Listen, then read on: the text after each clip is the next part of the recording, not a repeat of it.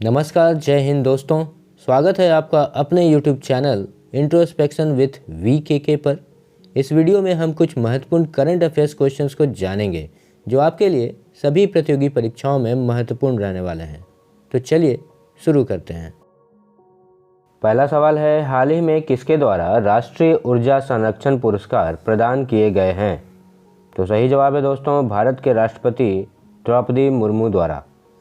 राष्ट्रपति द्रौपदी मुर्मू द्वारा राष्ट्रीय ऊर्जा संरक्षण पुरस्कार, राष्ट्रीय ऊर्जा दक्षता नवोन्मेष पुरस्कार और राष्ट्रीय चित्रकला प्रतियोगिता पुरस्कार प्रदान किए गए हैं।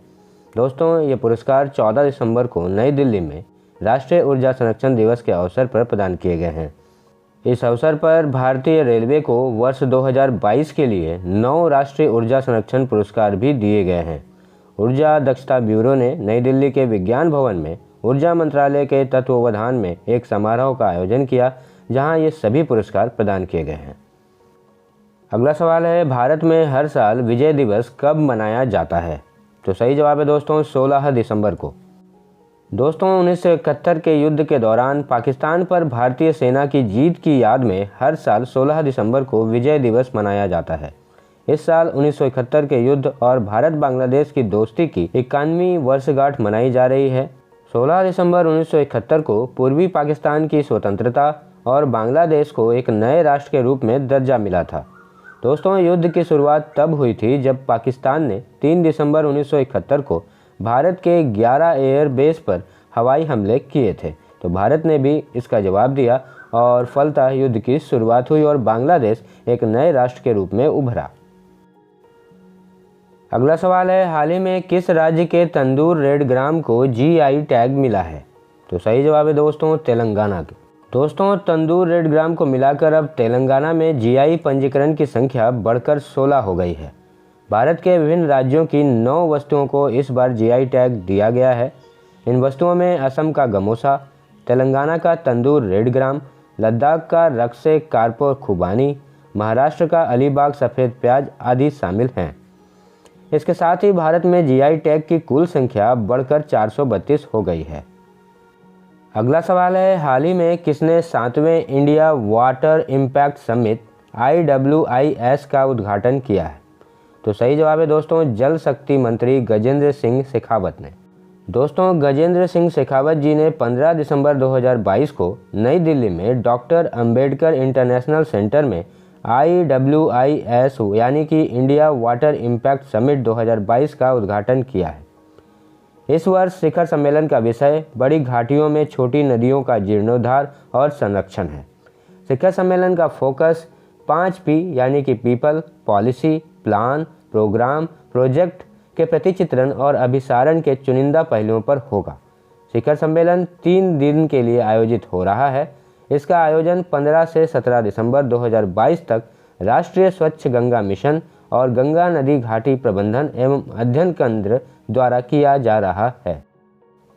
अगला सवाल है, यूरोपीय संघ के देश यूरोपीय संघ में शामिल होने के लिए किस देश को उम्मीदवार का दर्जा देने पर सहमत हो गए हैं? तो सही जवाब है दोस्तों, बोस्निया को।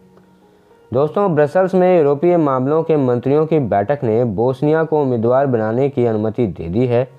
यूरोपीय संघ की कार्यकारी शाखा यूरोपीय आयोग ने अक्टूबर में सदस्यता प्रक्रिया शुरू करने की सिफारिश की थी।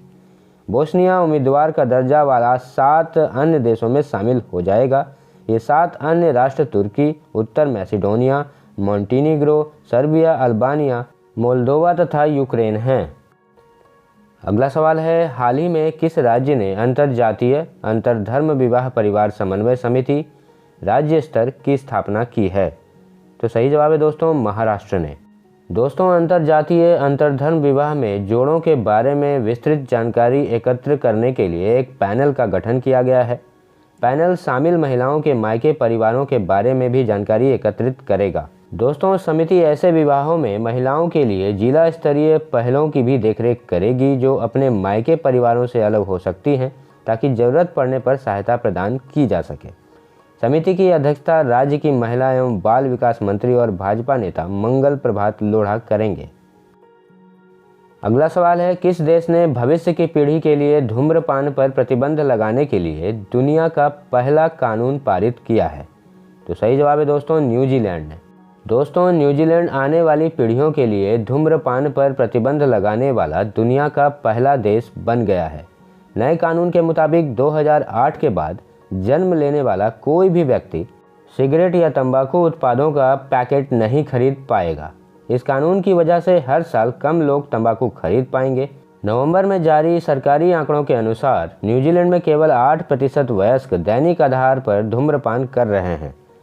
धर्ममुक्त वातावरण विधेयक संख्या को 5% से कम कर देगा, जो न्यूजीलैंड के लिए एक अच्छी खबर है दोस्तों। अगला सवाल है, भारत कजाकिस्तान संयुक्त सैन्य अभ्यास काजिंद 2022 का अभ्यास कहां पर किया गया? तो सही जवाब है मेघालय के उमरोई में। दोस्तों भारत कजाकिस्तान संयुक्त सैन्य प्रशिक्षण अभ्यास काजिंद 2022 का छठा संस्करण 15 से 28 दिसंबर 2022 तक आयोजित किया जा रहा है। दोस्तों भारत द्वारा कजाकिस्तान सेना के साथ संयुक्त वार्षिक प्रशिक्षण अभ्यास 2016 में अभ्यास प्रबल दोस्ती के स्वरूप में शुरू किया गया था। इस अभ्यास को बाद में कंपनी स्तरीय अभ्यास में अपग्रेड किया गया और वर्ष 2018 में इसका नाम बदलकर अभ्यास काजिंद कर दिया गया।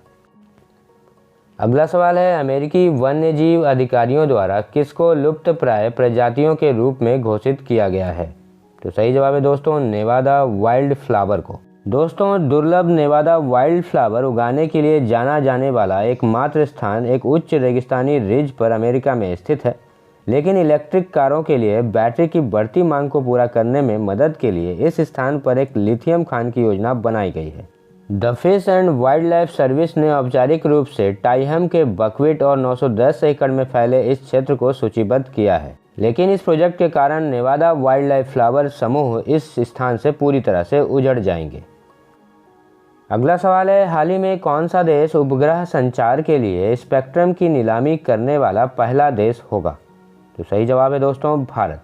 दोस्तों भारत स्पेक्ट्रम की नीलामी से दूर संचार क्षेत्र में निवेश आकर्षित करेगा। ट्राई अर्थात telecom regulatory authority of India अंतरिक्ष स्पेक्ट्रम की नीलामी के लिए एक मॉडल लेकर आएगा। ट्राई उपयुक्त मॉडल के लिए दुनिया के विशेषज्ञों और नियामकों के साथ चर्चा कर रहा है। इस चर्चा के बाद एक परामर्श पत्र भी ट्राई द्वारा जारी किया जाएगा। दोस्तों दूर संचार ऑपरेटरों ने उपग्रह संचार के लिए नीलामी के माध्यम से स्पेक्ट्रम आवंटित करने का प्रस्ताव दिया है, जबकि उपग्रह उद्योग के लिए लीडर इसका विरोध कर रहे हैं। दोस्तों तो ऐसे ही महत्वपूर्ण सवालों को जानने के लिए जुड़े रहिए हमारे चैनल से। सब्सक्राइब कीजिए, शेयर कीजिए और ज़्यादा से ज़्यादा पसंद कीजिए। आप सभी का धन्यवाद।